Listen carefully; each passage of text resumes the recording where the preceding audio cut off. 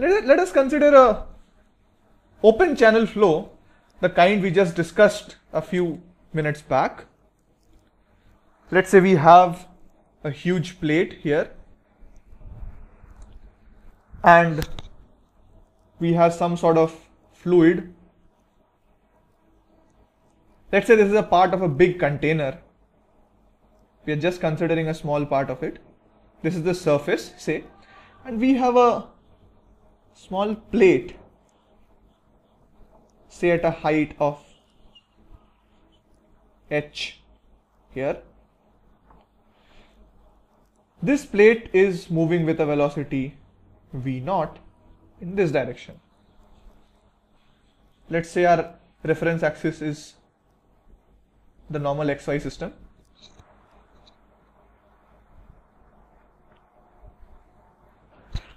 Let us consider at a height of y a layer of fluid here, and just above another height of dy another layer of fluid. Note that in the drawing it is not possible to show the contact, but actually these two layers are in contact. There is some sort of dissipation going on between these two. Let's say the velocity gradient at this layer is Vg at y. Let's say the velocity gradient at this layer is Vg at y plus dy.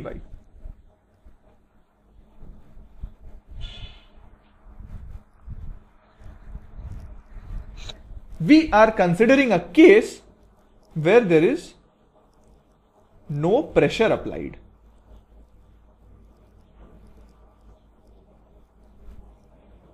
By this we mean that this is a static layer of fluid on which a plate is moved with a velocity v0. There is no external pressure which is applied by this side or this side of our system by any means. By any means we mean that we have a pump or something which pumps the fluid in this direction or this direction. So there is no pressure applied here. It's only this plate which is pushed or which is moving with a velocity of v0. If we consider the equilibrium here and absence of all other forces, what we end up getting if we write a force balance is this.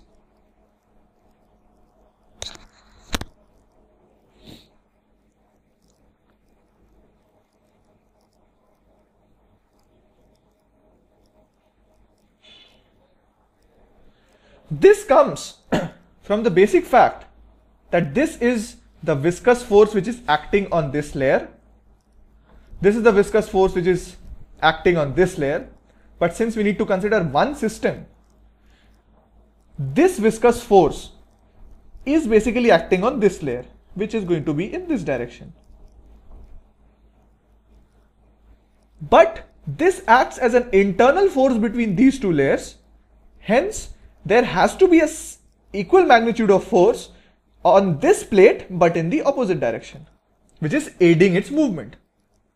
However, this bottom plate is going to suffer a viscous force because of its own existence, which is going to be in this direction. If we balance off these two forces, what we get is this. Let me explain it once again, considering the layer separately. Say this is the layer. We have a layer on top of it. There is going to be a viscous force which is acting on this top layer, which is a dissipative force. Hence, on this layer, it is going to be in this direction. But since these two layers are in contact, there has to be a similar force on the bottom plate due to this, because this acts as an internal force between these two. So we will have another force of similar magnitude on the bottom plate. And the bottom plate, by virtue of its existence, is going to have a viscous force in this direction, which is going to be this. And this viscous force is going to be this. So from this equation, we get Vg at y plus dy is equal to Vg at y. By generalizing this, because we have considered two arbitrary planes or two arbitrary layers of fluid, by generalization we can say that this holds for all other layers of fluid. By that what I mean is, if I consider any two fluid layers arbitrarily, if not these two layers, some other two layers, I'm still going to end up with an equation like this. And if I add up something like this, what I'm going to get is something of this format. Vg at y plus say 3 dy is equal to Vg at y plus 2 dy is equal to Vg at y plus dy is equal to Vg at y is equal to Vg at y minus dy, and so on. Something of this sort. From this we can say that the velocity gradient is going to be a constant starting from this position till this position. Say this is our origin. As we go up the origin till height h, we are going to face a constant velocity gradient. By a constant velocity gradient, what I mean to say is, if we look at a graph between velocity and the vertical height y, I am going to see a straight line. Let us see the mathematical form of this slope.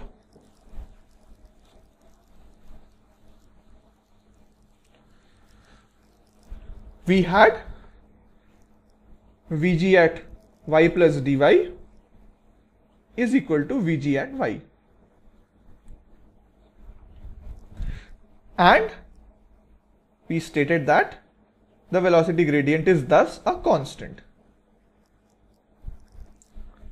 If we solve this differential equation, we are going to get v by y being equal to c.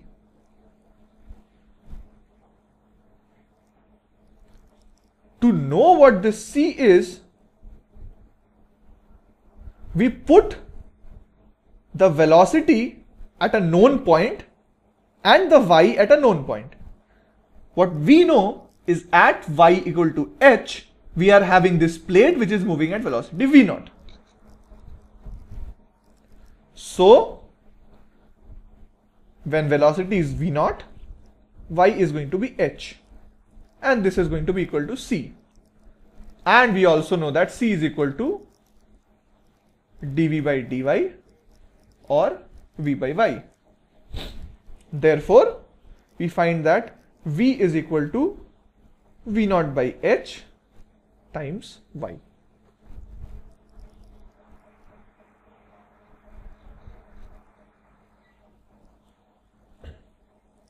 This is our velocity profile.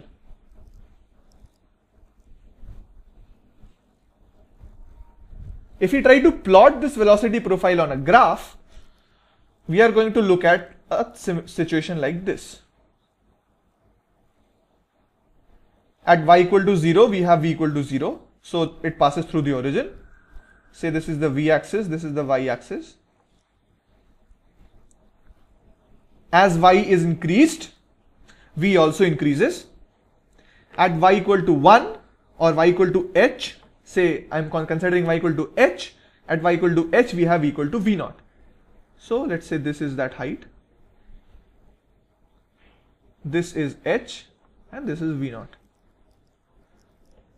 So we see that at y, when y is closer to h, we have something like this.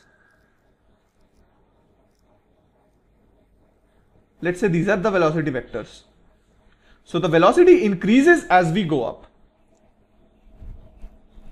Close to the wall or close to the plate that we considered, we find that the velocity is 0, which is obvious because the fluid layer just above this plate cannot aid in moving this plate.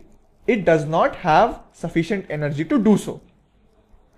This kind of a situation in engineering is known as a no-slip case. or no slip condition, which is velocity is 0 at a wall or at a plate. By velocity we mean the velocity of the fluid.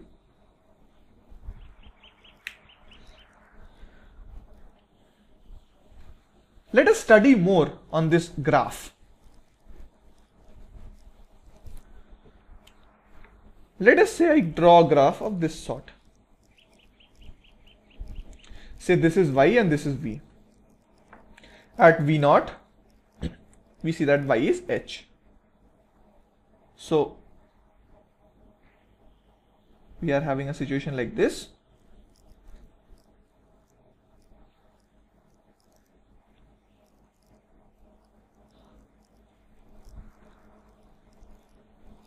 These are the velocity vectors. So as we go closer and closer to y equal to h, the velocity keeps on increasing till it reaches its maximum value of v0. Also, from the fact that we got this as constant and v being equal to v0 by h times y, we find that the velocity profile we get is a linear profile. So the velocity profile is linear.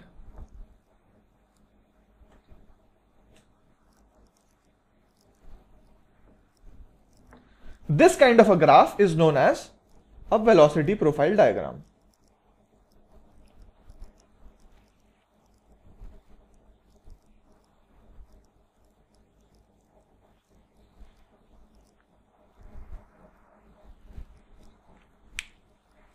Let us look at another case similar to a fluid flow,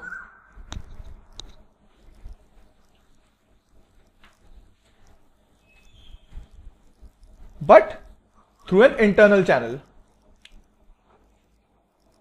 Say we have a pipe like this.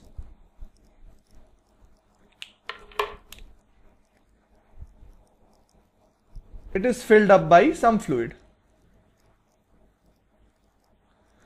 And we have a cylinder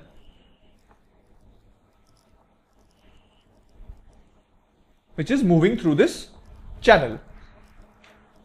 Say this cylinder is moving with a velocity of v0. The radius of this cylinder, say, is r0, and the length is, say, l0. The viscosity of this fluid, say, is eta.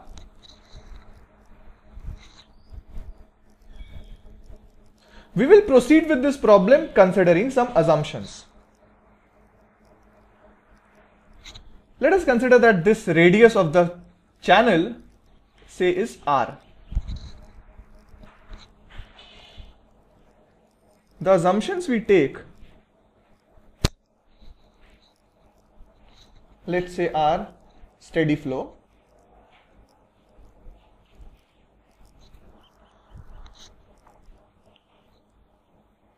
velocity profile is going to be symmetrical,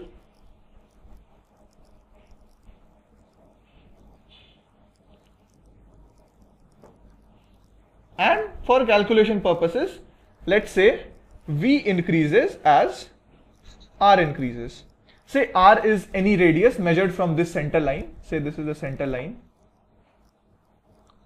R is any radius measured from the center line. These are some basic assumptions we start off with.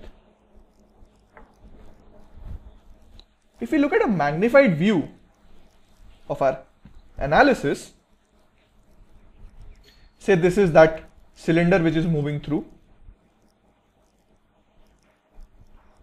We consider an R here, a layer of fluid which is obviously cylindrical in shape because we have a pipe, and inside this pipe we have this rod. When we consider a layer of the fluid,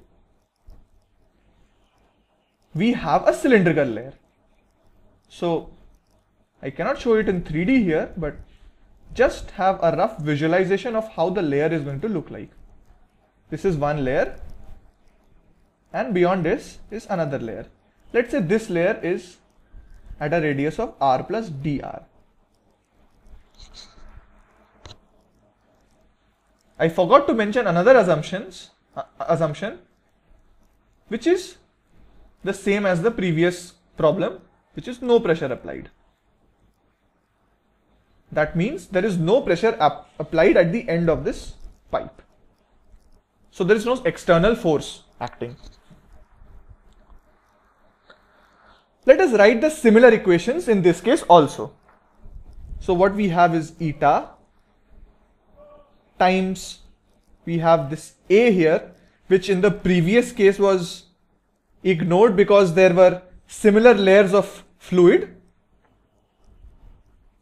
But in this case, when we are considering two different layers of fluids, the surface area is going to change. In the previous problem, what we had is a plate and the fluid layers were similar. So the area was constant between the different fluid layers. But in this case, the area of contact will not be the same because of the fact that these are cylinders and the surface area of the cylinder depends on its radius. So as the radius changes, the surface area changes.